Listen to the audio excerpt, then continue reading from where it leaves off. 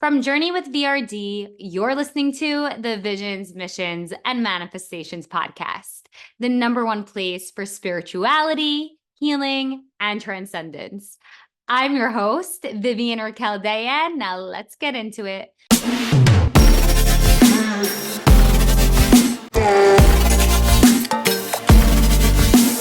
I am so excited to have Ava Johanna on the podcast tonight. As many of you guys may know, she's been on the podcast before. She is my own business coach who I've worked with for months and has helped me reach insane numbers, insane milestones when it comes to taking Journey with BRD to the next level, to its financial success and abundance. And I couldn't think of anybody more appropriate to have on the podcast to talk about money, the energetics of money, and even viewing money as a game and a strategy, and how you incorporate breathwork into how you manifest abundance. So I wanted to kick this off, and ask you, when in your life did you realize that you didn't have to stay small with money? You didn't have to work a 9 to 5. You could actually crack the glass ceiling and create a new norm for yourself with money. And what number was that for you? What number became your new norm? That's a great question. I love that we're starting here. So, it's interesting because when I think about transitioning out of my corporate job and going into the wellness industry, I knew that I could make money doing it, but I still had a lot of limiting beliefs. And it wasn't going into it like, oh my God, I'm going to shatter the glass ceiling of what's possible. It was, I just think that I can do something that I'm more passionate about. So why don't I go in that direction? It really wasn't until I would say, gosh, probably 2019. So 2.5 years into building my business, where I started noticing, because I moved back to LA, and I mean, you live in New York, so living in an expensive city definitely is going to bring up a lot of stress around money if you do not have your needs met. If you're not living in overflow and you feel like you're living paycheck to paycheck or month to month, which was my case as an entrepreneur, it really revealed a lot of the chains, I would say, that money had around me and my emotional well-being and my mental well-being. And so that was really when I started taking my relationship with money more seriously and doing deeper work to understand, where did this come from? Why am I reacting in this way? And what can happen if I begin to address these things? I think social media is such a fantastic tool as well, because around that time I started getting exposed to people who were making, 10K months or 20K months or six-figure years doing what they love. And it's so funny because now it's like 100K months or $1 million months. And so it's always cool to see how your reality and your external circumstances and what you see in front of you is going to evolve as you evolve.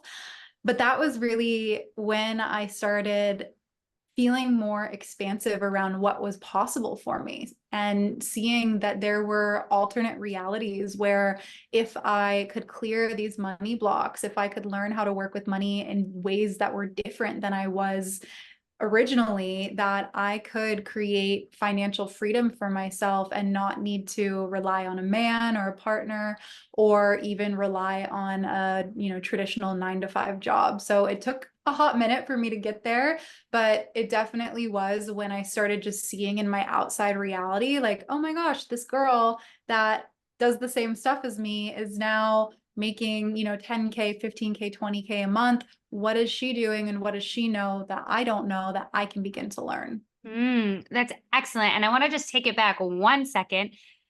In our last episode together, we talked about how you were in a more traditional corporate job, and then you pivoted from there because you realized like you could do it so much better for yourself. And so I feel like the first block so many people have, including myself, is like leaving the 9 to 5 and believing like, if I leave, I could make the money doing the thing I love. Because I think one of the most important things you just said and highlighted was following my passion and doing my passion, making money with my passion. And I feel like a lot of people feel like, their passion has to only stay a hobby, or else it's like pressure and then it doesn't become fun anymore. So definitely talk a little bit about that and also how you moved past the fear of leaving your 9 to 5 and something that felt a little bit more stable. Yeah. So you know what? I honestly did not have any fear leaving my 9 to 5 because this is the caveat to it though, because the entire year that I had spent leading up to knowing that I was leaving my 9 to 5. So I don't think I told you this on the last episode, but it was like January 2015 or 2016 when I decided, okay, I'm going to save up $10,000. And at the end of the year, I'm going to quit my job and I'm moving to South America for 6 months with my boyfriend. So we both set a goal for ourselves that we were putting our notices in at the end of the year and that in January we would leave and we would travel and just be digital nomads. And at that time, I was building my Instagram for the first time, doing my yoga teacher training. So I was like, I'm just going to be a traveling yogi and a content creator and a blogger. And like, I'll just get free stays everywhere. So all I need is $10,000 in my savings and then I'll be good. So as I went through that year and was saving up money, I was also making connections with different business owners that were in like the holistic space, spas, yoga studios, even like wellness brands that had like clothing companies. I was making all of these connections. And because I am skilled at social media and graphic design and content creation, I was hired as a independent contractor for several different brands by the end of the time I was ending my corporate job. So I had 3 different side hustles that were supporting me, even though it was only like I want to say like $2,000 a month. It wasn't like a lot of money, but because I was in South America, because I had that $10,000 saved up, and because I had consistent money coming in, I never felt in the beginning like I wouldn't be able to take care of myself because I knew and I trusted. One, I've set up a strong foundation for myself where 10K, it might not be a ton to get by in LA, but it is a lot to get by in South America. So I know a number that feels safe for me, that makes me feel like I have space to be able to do the thing that I love. And I also have a safety net of these contracted jobs that I've picked up that are going to continue to bring consistent income in. So it was like an assessed risk, right? It wasn't just, all right, I'm leaving and I don't have a ton of options available and I just have to figure this all out. It was, I'm leaving and I've set myself up to feel really safe and secure in making this decision. And I think that that's something that I hear from a lot of people that want to quit their job is that they want to quit, but that's it, right? I want to quit and I want to pursue what I love, but I'm not also looking at what do I need to feel safe in doing that? What do I need to know that my nervous system isn't going to be like all over the place and I'm going to be reactive or in fight or flight the moment that I leave. And so I think that as like unsexy as it is, having a game plan and creating a deadline for yourself of like, you know what, I'm going to be out by the end of this year, 100%.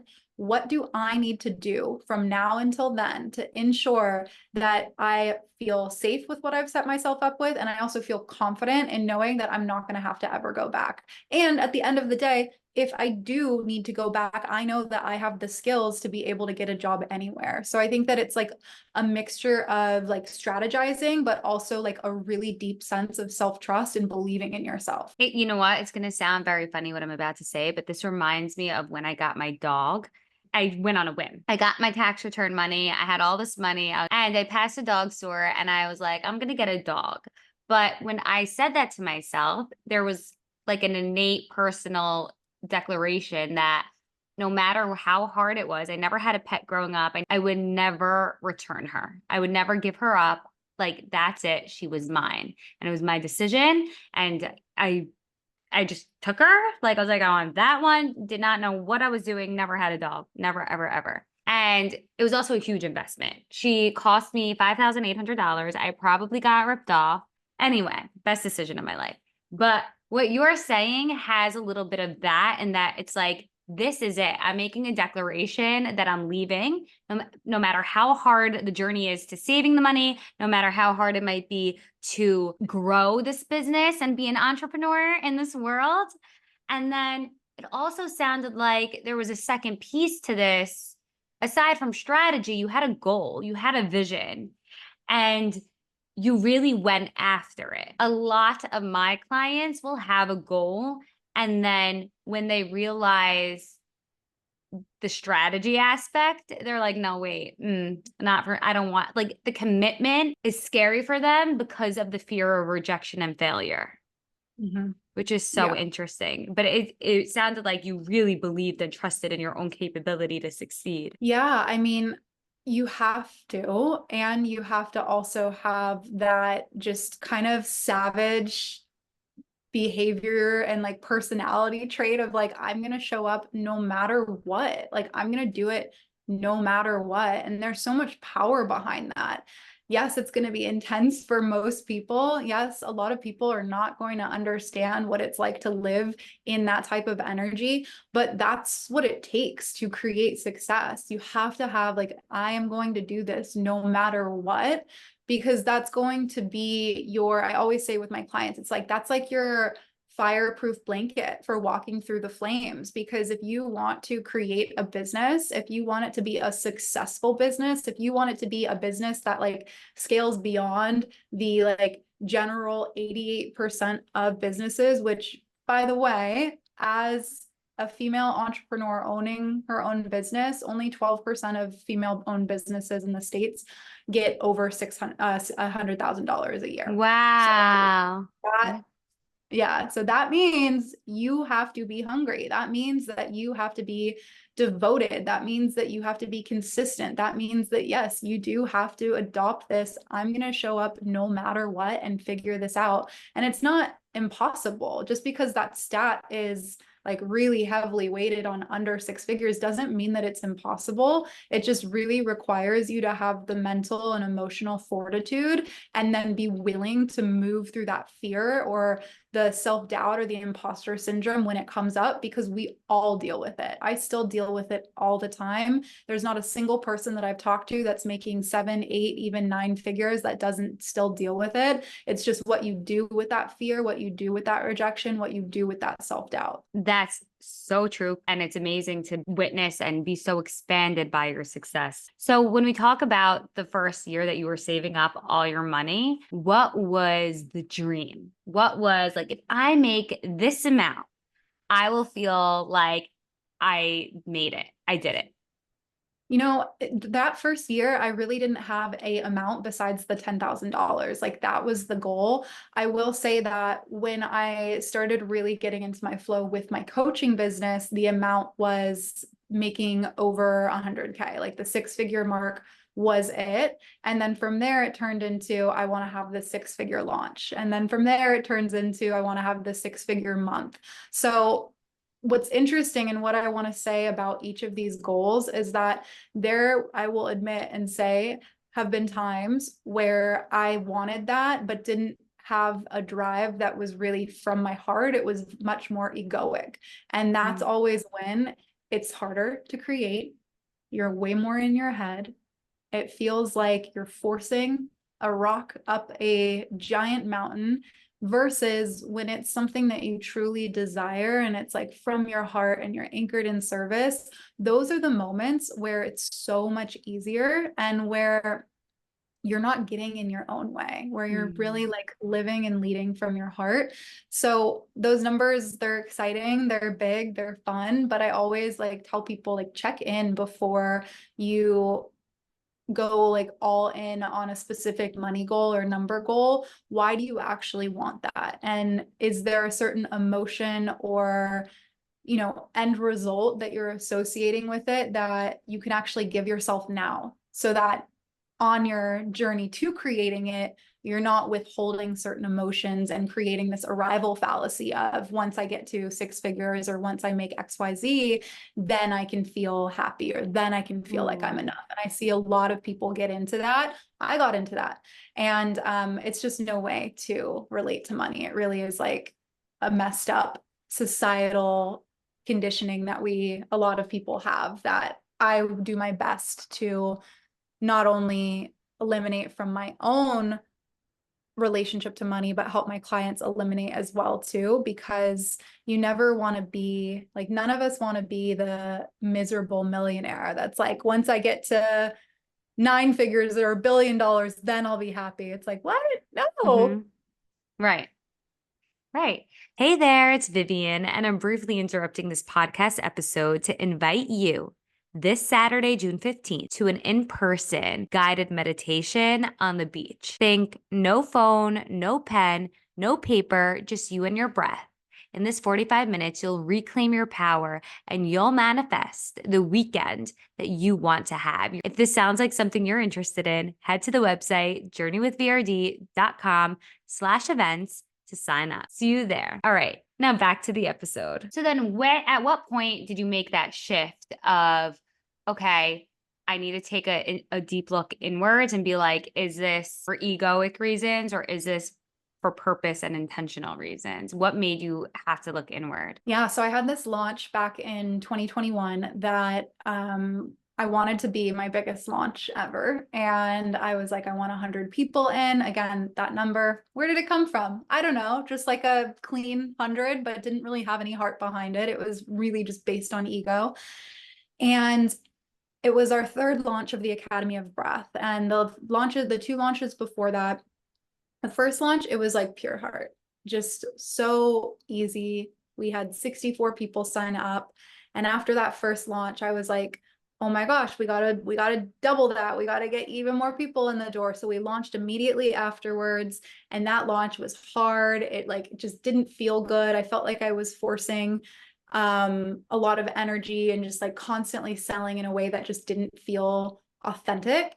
And I think we had like 60 people in that second round. So then I was like, all right, round 3, we've already had 120 people go through this program. We got people on the wait list, like 100 people. This is the goal. This is where I want it to be. Again, not based on numbers, not based on heart, just based on ego. And I remember opening the doors on the first day and I was like, today's going to be a 5-figure day. We're going to have over 10 people join this program today. Like there's so many people on the wait list. People are excited. We've warmed them up. And that day we had 3 or 4 people sign up right away. So it was like a $4,000, $5,000 day. And I was miserable. I was anxious. I was pissed off. I was ungrateful. I felt resentful. I wanted to just like scream and cry and throw a tantrum. And I remember having this come to Jesus moment with myself and realizing that had it been the previous launch or the very first launch or any other launch that I had done up until that point, if 3 or 4 people had signed up on a single day and paid me thousands of dollars, I would have been so happy. I would have been so excited. I would have been celebrating. We would have popped some champagne. And so I had this moment where I just realized that I was currently living a life that a younger me had always dreamt of, and I wasn't grateful for it. And it was a really big wake-up call for me. Like I had to do a lot of emotional processing that day. To get back into my heart and get back to center because I did not want to go a minute longer being resentful of only air quotes only 3 or 4 people signing up when that's amazing and so many people wish that they could have those results. And so did some work, cried about it, took a bath, and then we went on to have our largest launch. 78 people signed up that day, or not that day, that launch in over a 2-week period. And it was amazing. And so that was a really big wake-up call for me. And I think it's just a really important reminder for all of us that you're probably living a life that a younger you once dreamt of. Don't take it for granted. Yes, there are always going to be opportunities for you to make more money, to grow, to have greater success. But remember that what you have right now is already really good. And if you can anchor into that, it makes the manifestation and the attraction of more money a lot easier and a lot more fluid. I really, really like that. And I wonder, is there anything that you did in order to realize and really understand that you could have that money, that you could manifest that money, that you could teach 70, maybe 80 people such life-changing strategies, and in exchange, make the money that you always wanted or make the money that you were wanting in the moment. Yeah, I mean, I think the first is definitely being the embodiment of my work, because the more in integrity you are with your work, the more that you know that it really works, right? And I think a lot of people hold back from being bolder, more unapologetic about their work and their offers because they're not actually practicing fully what they preach. So they doubt their ability to get their clients results. If you go on my Instagram, I share my clients' results. I am loud and I'm proud, and I am unapologetic in pointing and painting a picture of like point A to point B. I know that I can get you there. Why? Because I've done it myself and because I've seen so many other clients do it as well. And so embodiment is such a big piece of knowing that you can hold people on a journey and that you can deliver what you are promising them. So that would be one piece. The other piece is that when it comes to holding large groups of people or holding a lot of money, the reality is we need to have the emotional, mental, and energetic capacity to be able to do that. And that's why I love breath work, because it really does expand your capacity to be able to hold more stress. It literally is a tool for stress regulation and emotional regulation. And what I came to find is that earlier on, one of the reasons why my programs weren't as big as they are today is that I didn't have the capacity to hold that many people. And I'm grateful that God didn't give me massive groups at that point, because my reputation would have been on the line if I couldn't have delivered a powerful experience. And so I always will check in too whenever I'm about to go into a launch and ask myself, okay, well, what do I feel like I have the capacity for? Is that aligned with the goal that I have? If it's feeling a little bit different than the goal that I have, what can I do to feel like I can increase my capacity? And sometimes that looks like making sure that I have space on my calendar, making sure that I'm going through the back end of the experience of like, if 100 people were to sign up tomorrow, would my site be able to hold that? Or would it crash? If 100 people were to sign up tomorrow, is the automation set up so that people get the email link to be able to sign up and then get the welcome email, get their logins, and our inbox isn't clogged with a bunch of people having technical problems. So it's like energetic capacity, but then also like real like structural capacity as well too. And so those were the things that I started addressing before I would launch, before I would go and sell something, to just ensure that across the board, I know that I can hold that many people. I know that I have the ability as a leader, mentally, emotionally, spiritually, to be able to lead somebody who's investing thousands of dollars to be in my space to the place that they want to be and to their desired reality. Does that make sense?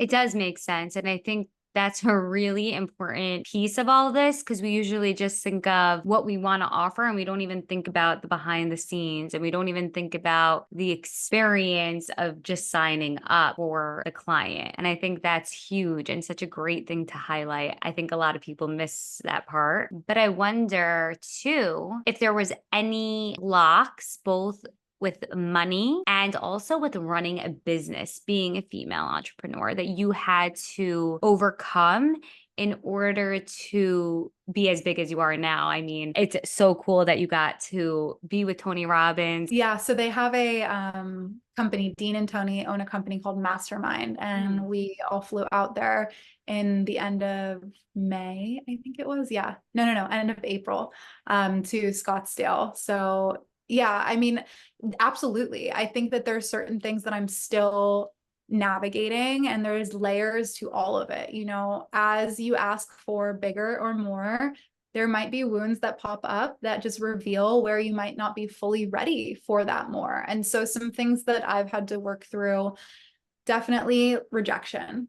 That's one of the biggest pieces, is like being okay with getting a no and not taking it personally, and knowing how to emotionally regulate and release if you do take it personally, because of course our like instant response might not be like, oh, I'm good. It might be like, oh, my heart hurts, or this brought up like a trigger from like when I was in high school or when I was in middle school. And so that's happening on an unconscious level instantaneously the moment that you experience a no or some sort of rejection. And so that has definitely been something that I have had to work through. And the way through that fear of rejection, one is really remembering that it's rarely ever about you, and like holding that while also giving yourself the space to just feel whatever it is that you need to feel. So for example,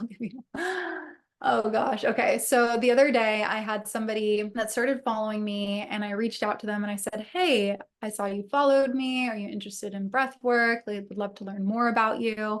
And then this person sent me like a very generic response back and was just like, oh yeah, I do a training. Do you want to learn more about my training? And I was like, oh, well, what's your business? Again, I'm like trying to flip it back on them. I'm like, what's your business? Tell me more.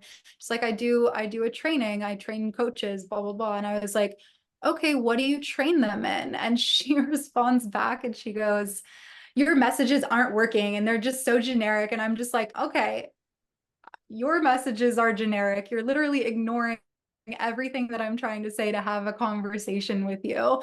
And so like in my rational mind, it's like, I know that this person is a crazy pants on the internet and I don't need to give them any time of day, whatever. Like literally they do not matter. They matter, but they don't matter. And yet there's still a moment where I get heated. There's still a moment where I'm frustrated. There's still a moment where I want to like clap back. And that's the unconscious, like reactive part of us. And the work really is in being able to catch when we feel that heat or when we feel that contraction, when we feel that activation, and taking the time to like actually be with it, release it. That's why, again, I love breath work so much for that, because it's such a great tool in removing and releasing energy. And from there, then choose to respond, then choose to move forward. And so in that case, it was like, I don't need to respond to this person. I'm just going to stop the conversation. So I find that any of the blocks that we have are always going to reveal some sort of wound underneath the surface. And that wound is often only going to be triggered in moments where we are being stretched in some capacity, whether that stretching is putting yourself out there in a new way, or asking for more money, or raising your prices. And so it's interesting because we can do a lot of money work and just like sit back in a totally neutral environment and kind of explore. But what I've found is that you really don't fully know the extent of maybe what those wounds or blocks are until you actually get out there and just start doing things. That's really when they become revealed. And I guess what you're saying too is what helps us move past getting stuck in the fear and in like the blocks is breath work. Breath work is your tool of moving past staying stuck in a fear or a block that's stopping you from your success. Yeah, it's one of the modalities that I think is just so easily adaptable and accessible and able to be utilized in so many different ways, right? So I gave the example of rejection. The other fear that has come up for me is like of being seen. If I'm seen bigger, if I'm making more money, if I'm louder about that, if more people have their eyes on me, or if more people are inside of my programs, kind of goes back to rejection. What if they don't like me? Or what if they have something to say? And so in those moments, it's again identifying the actual story that's there of, oh, if I take up more space or if I make more money, then people don't like me. Oh, that's interesting. Okay, well, now that I've identified what the story is, if I want, I can go back and ask, well, where is this coming from? Or I can just identify how it feels in my body and use breath work, either like a more activating practice that's going to just like kind of shake things up like a cocktail shaker so that you can move it up and out of your system, or be more calming and create that like safety in the body. So like, for example, the other day, I noticed that I just like had a little bit of anxiety coming up while I was watching a show with my partner. And rather than going onto my phone to numb out and kind of like distract myself from the feeling, I was like, I'm just going to put a hand on my heart, a hand on my belly, and do some box breath and take some time to breathe in for 5, hold for 5, exhale for 5, hold at the bottom for 5, and do that for several minutes. And in doing that, I know that I'm going to create that safety again in my system, and the anxiety is going to be eliminated. So there's lots of different ways that you can work with breath work. But it really is like, to me, the most no-brainer tool for all of us to have in our toolkit, because anyone can do it if you're living, you're breathing, and it works with you mentally, emotionally, physically, and spiritually. So I've just found it to be such an incredible tool as it relates to money, since money is something that we either feel safety around or a lack of safety around. So if you want to create safety around money, learn how to create safety in the body. If you want to learn how to create safety in the body, learn how to use your breath. Wow, that was great. One of my favorite modalities that you taught me is when I was really freaking out, you were like, okay, Vivian, you have the whole night tonight until tomorrow morning to feel shitty, to feel whatever you want to feel. You give yourself that container, and then you wake up the next day and you're back to embodying the version of you that you are moving into. And it kind of caps like that feeling of rejection. It gives you the space to move through it. And then you're like, okay, I'm back. And I think that also allows us to not stay stuck in the gunk, in the Mhm. like the drama of it all that could come up. Yeah. Yeah. Well, because here's the thing. Most people are not giving themselves the space to feel. And so they push it down, they push it down, they push it down. They're like, oh, I feel anxious. Let me grab some food. Oh, I feel stressed out or angry. Let me go on my phone. Oh, let me distract myself and push this down because it's inconvenient for me to feel.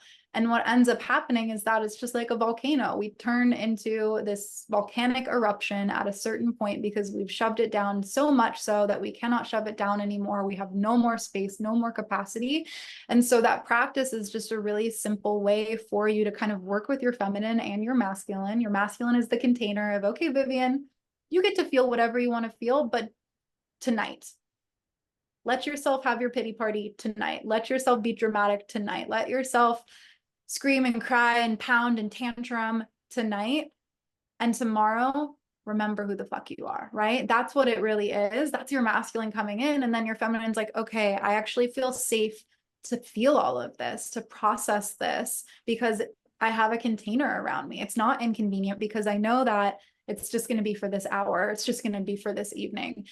So that's a really, I want to say easy practice. It's not easy because sometimes feeling is so hard for us, but it's a very, I would say, simple way to learn how to process your feelings and take space to understand your feelings as well, so that you're not inconveniencing yourself and you're not letting all of these blocks live inside of you. Exactly. So you don't even get stuck and you blow up eventually. So I'm really curious to hear about your perspective on the energetics of money, on making more, on having it. Because a lot of times we'll make it and spend it. So both like on having the money and building the money and how to even be a magnet for it. So I will say, I really believe that it's all connected, because when we start to act differently with our money, it's going to create a shift in us energetically. So for example, and I think I shared this story with you on one of our coaching calls, when I decided that I was going to start taking my money seriously and like really like get clear on what debt I had, how much money was going in, how much money was going out. It created such a shift in my energy because I started looking at myself as someone who knew what they were doing. I was like celebrating myself for like sticking to my plan. I was showing up daily and feeling more and more confident because I just had more clarity around what was happening. And so I do think that the strategic, practical things that you do have a really influential impact on you energetically. That being said, outside of that, there's some principles that I live by that have really supported me in being able to make more money and lead from a place of love and service and abundance. And I remember back in, gosh, it was 2020. I was working with a mentor at the time, and she gave us a homework assignment to sit and meditate and channel the energy of money and have a conversation with money in our meditation practice. I was in a mastermind. And I remember sitting down and having this conversation with the energy of money. And the message that came through loud and clear is that money operates in the same frequency as service, because money is abundance, service is abundance, right?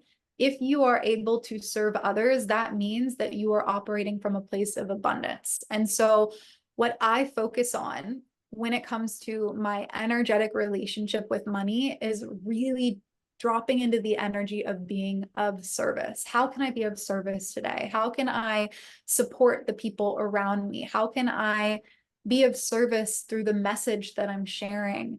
And really dropping into that energy, because that energy is also the energy and frequency of love. And so anytime that I find myself feeling friction energetically with money, or like things just aren't flowing, I always just simply ask myself, how can I get back into service, and how can I drop back into my heart?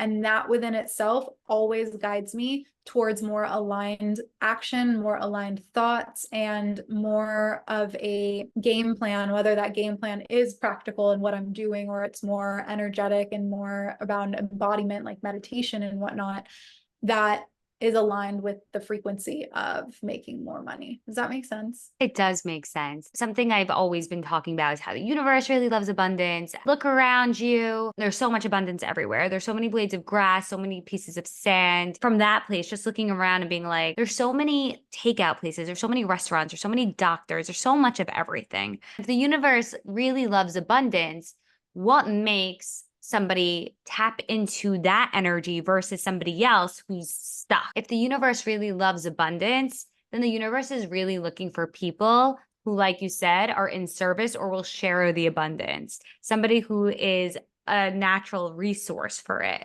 almost like a spring.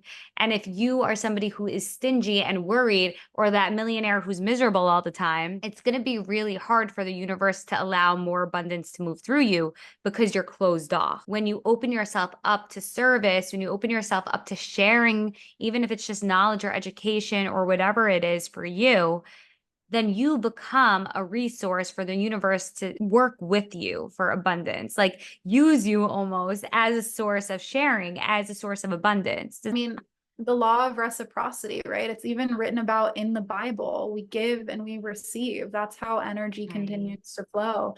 And so I think for anybody that is feeling scarcity, I would start by asking yourself, how can I give? And it's not needing to like be a martyr, but there's so many opportunities for you to be in a state of giving to those around you, even if it's just giving your energy and your presence with somebody who's had a hard day.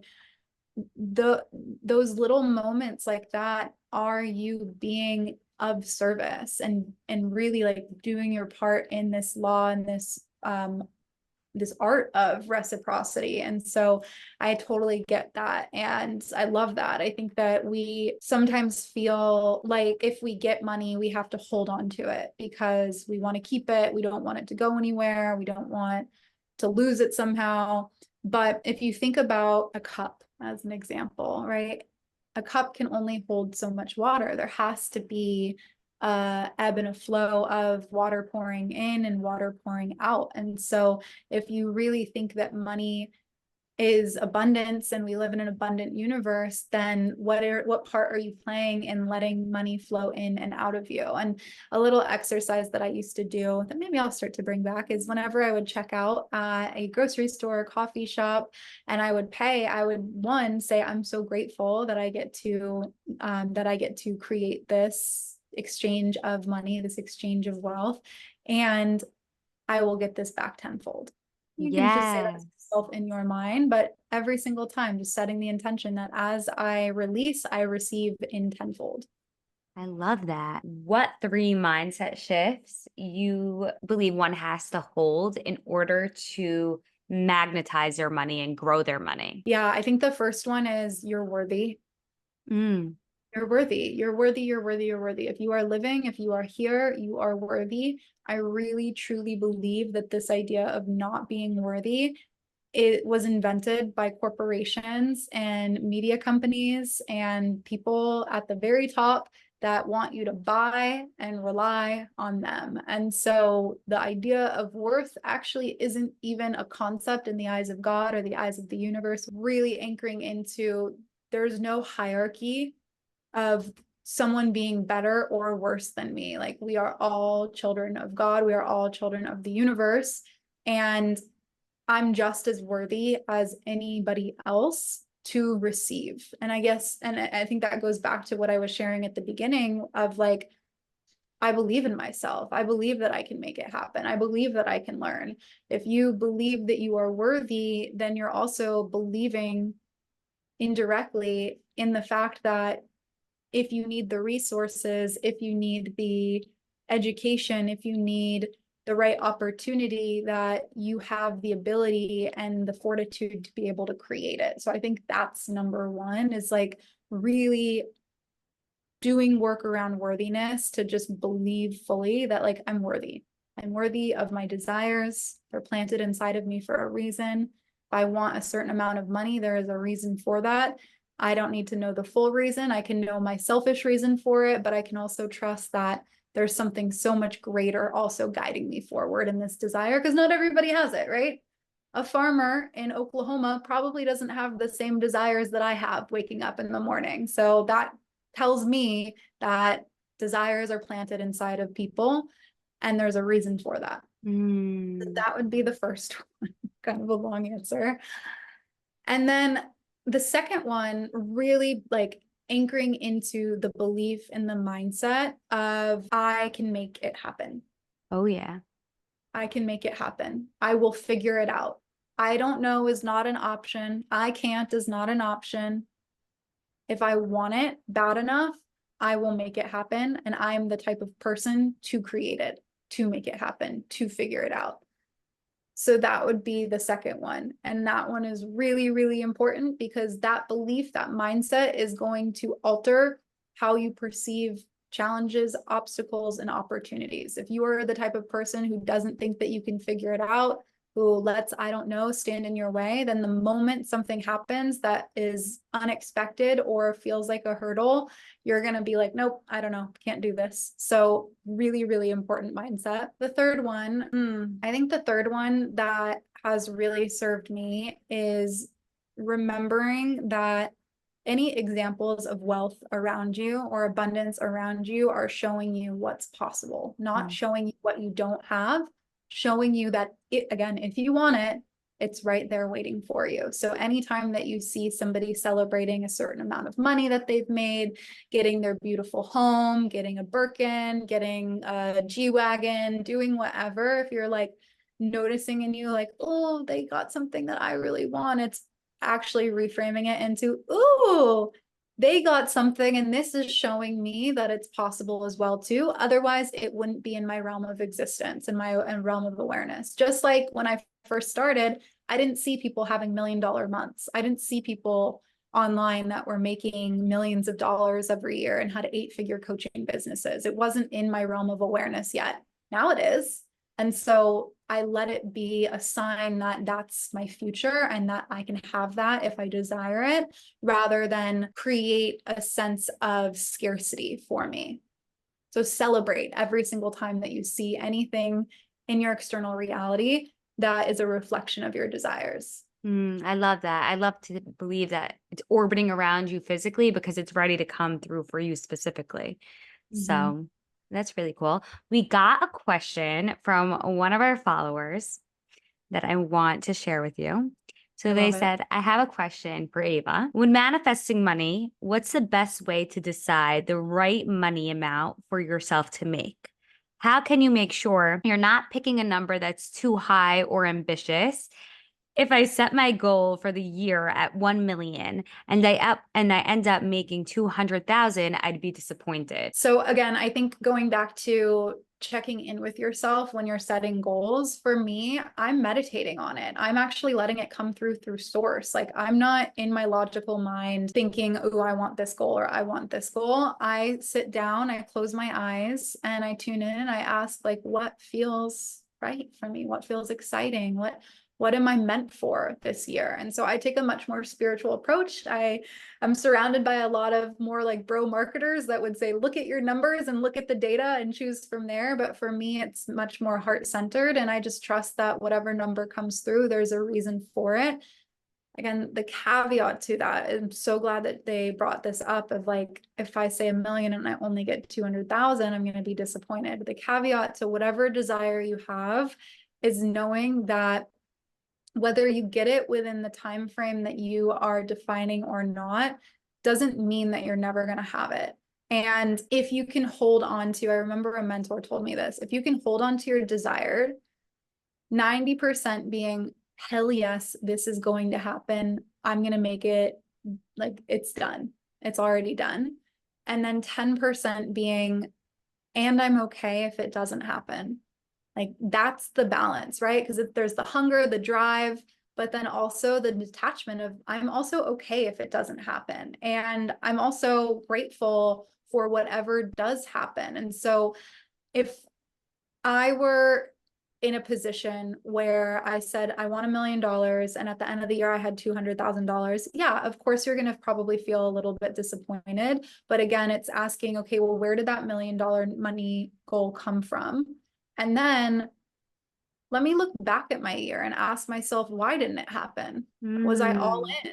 Did I have the capacity? You know, I set a goal for myself last year around one of our launches. I really wanted to have like a $200,000 launch. And a day and a half into the launch, my dog, my Cocker Spaniel, who I had for 11 years, passed away. And instantly, in that moment, I knew I don't have the capacity to have that many people inside of my program. So, God, please do not bring me that many people. Like, I want to be financially successful, but I can't hold that right now. So, I think the capacity that you have, the energy that you're bringing into your year to create that, the action that you're taking, being unapologetic, being bold, showing up, moving through your fear, getting in the right rooms, like all of those things are going to add up to getting you closer to the goal. And at the end of the day, it's not just about the money. Like if you can look back on your year and say, wow, I navigated this fear, I navigated this uncomfortable experience. I invested in myself here. I learned so much. I got to see all of these clients or all of whatever, all these customers, whatever it is that you do, have all of these amazing successes. My success is actually so much bigger than that number. And that $200,000 actually represents so much more. And so that would be one of the things that I would work on at the same time as you're going towards that $1 million mark, because the money is just one piece of it. And as you start making more money, you really realize that it's like, that's the cherry on top. But the really special things about building a business and creating success is like improving your quality of life, seeing your clients succeed. Like I get way more excited getting messages from you about the success that you're having than looking at what my monthly revenue is. And that's just because for me, I've really had to do the work in detaching from whatever the money goal is and like zooming out my picture of success. So I know that was kind of like a long roundabout answer, but there was a lot of things that I wanted to unpack with that. Something specifically that you were just touching on that really like was a light bulb moment for me is realizing that let's say you just make the 200K and your goal was the million, realizing that that 200K is the proof that something is working. Mm-hmm. And something you brought up a lot is God. And I love God. Like I'm a big believer in God. I'm just so curious to hear how you bring God into your business. God is my co-founder. Seriously. Like I did not grow up religious. I don't go to church. I don't read the Bible. I don't have really any affiliation with any of the main religions. I think that there's beautiful aspects of all of them, but like you said, it's like really creating your own relationship to this higher power. So for me in the beginning, it was universe. And then it turned into, no, the energy of what it is that I'm really co-creating and collaborating with is God. And so for me, it's daily prayer, asking to be shown, what can I do today? How can I be of service? Like that is a question I ask every single day. And then outside of that, praying in the times where I feel like I need support, where I need guidance. If I have anxiety, I ask God to take it away from me and to help me create a plan to be able to remove myself from whatever circumstance or situation that I am in. And I like humbly, as often as I can remember, whether it is daily or multiple times a day, will just simply open myself up to be led. And just being in that era of like, I don't fully know what my plan is. I don't know everything that's happening beyond the surface. Like I have very limited sight of all that is happening. My co-founder God does not. And so I just pray and I trust that like God's got me, God's got my back because I'm a good person and I am in service. I act from a place of love more than not. And because of that, I know that I'm going to be taken care of. So that has been really big for me, especially in the moments where it feels like things aren't working out, especially in the moments where I have a bad month or a bad launch. I remind myself there's a reason for this. God's got a plan. I can just trust in that and keep moving forward. And I know that if I do my part, God will do its part. God doesn't have a gender for me. Recently, I read somewhere that like God is my insurance. He's my co-creator, right? We're co-creating, my co-founder. I'm doing all the work and I can also be in flow and ease and less stressed because I have God by my side. What are some of the things, what are some of your money goals that you're working towards? Maybe you could give us like a specific number or whatever it is for you that you're working towards. Yeah, absolutely.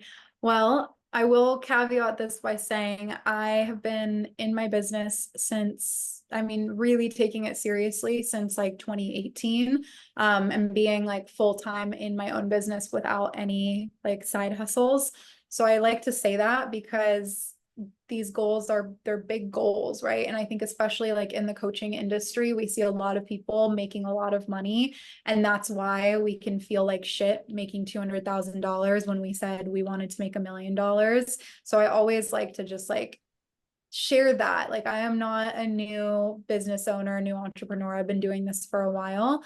And so the goal this year is to scale to sustainable 100K months with the Academy of Breath. So having that program, that single program, be generating 100K a month. So that is the main focus right now. And the energy behind it, the action behind it is like really getting like all of our systems in place so we can do that type of volume. And then also for me, taking care of myself, meditating daily, breathing daily, going to the gym, eating well, praying, and doing energy attunements, working with my mentor. And so I'm doing all of the like mental, emotional, and spiritual stuff as we're doing all of the more like marketing, selling type of things. It really goes hand in hand. I feel like you can't have the business without the spirituality. No, I mean, you can, but it's just like, why? So, yeah, so Why much would harder. you when you can have spirituality in it? That's my whole thing. I'm like, why would you not want it to feel easier, more inspiring, more creative, more playful? Like, if that option is available, why would you not reach out and grab it? 100%. And I think it's so important that you shared this too, because a lot of times businesses don't fail because something went so wrong that it couldn't be repaired in some way. It actually fails because the person gave up. Yeah. And so it's so cool for me, and I'm sure for the listeners, to hear somebody who's been in the industry for a hot minute, 6 years, whatever it is, and now can have goals like 100K months. Every single year, you are going to be getting better and better and better as long as you are just committed and devoted to continuously showing up. Like, I have zero doubt in my mind that if every person listens to this episode and says, I'm just not going to give up, like I am going to adapt, that no matter what mindset, that you will be successful. And we have so much proof of that. I always love, Jim Carrey's story of having a check for, I think, like $10 million for acting services rendered in his wallet and carrying it around for years and years and years. And then finally being able, like getting that actual check sent to him for, I think it was like Dumb and Dumber or something like that. And we have so many examples of actors like that, so many examples of business owners that, maybe did have businesses that failed or business ideas that failed, but they kept starting again and then they hit it. Because we have to remember, and I know that we're at time, so I'll wrap up, but we have to remember that we're never actually taking steps backwards. Like, even if I were to close my business down tomorrow, it's not like I would ever be starting back where I was in 2016, because I have years and years of experience. I know so much more than I did back then. And so if you just choose to look at your journey as I'm always moving forward and like really, take in the lessons, let them settle, learn from the mistakes, learn from the things that didn't work, I have like zero doubt in my mind that every single person that listens to this podcast will be successful. Amen, sister. I agree. I agree. I agree. Thank you so much for being here. If you want to share something that you are opening up soon or one of your offerings, please share. The Academy of Breath. So I'm actually really excited because over this last month, we have been really pouring into our business training portal inside of the Academy of Breath, as well as an entire coaching hub. So before, it was 12-week breathwork and meditation certification program. It handed over 8 different modalities for breath and then 3 different for meditation. And it was an incredible program, but I started just studying a lot of the people that were going through the program, paying attention to the questions that they were asking, where they needed the most support, and decided to incorporate an entire coaching portal into the certification so that anybody who desires to be a coach or is a coach and feels like you have value gaps within your offers, or maybe you have imposter syndrome or don't know how to run client sessions, we give you all of the training on how to do that from a body-based approach using breathwork and meditation, somatics, and NLP inspired techniques. So it's freaking phenomenal. Like, it is, there's no space out there like this. And then on top of that, we have an entire business training portal that's like the A to Z's of starting and scaling a business online. So everything from pricing to offer creation, messaging, telling your story online, optimizing your social media, turning social engagement into paid clients. Like, we have everything for you to not just learn how to facilitate and create really incredible client transformation, but also scale your business to over 6 figures. I want to eliminate that 12% number. I want it to, or that 88% number. I want the 12% of female entrepreneurs over 100K to grow and grow and grow. And so that was really our intention for adding the business portal into AOB. So if anyone's interested, academyofbreath.org is where you can find all the details, or you can just send me a DM on Instagram at Ava Johanna. Hey, if you like this podcast episode, please download it, give us a nice review, and follow us on Instagram at Journey with VRD to get all the latest and the greatest updates. Till next week.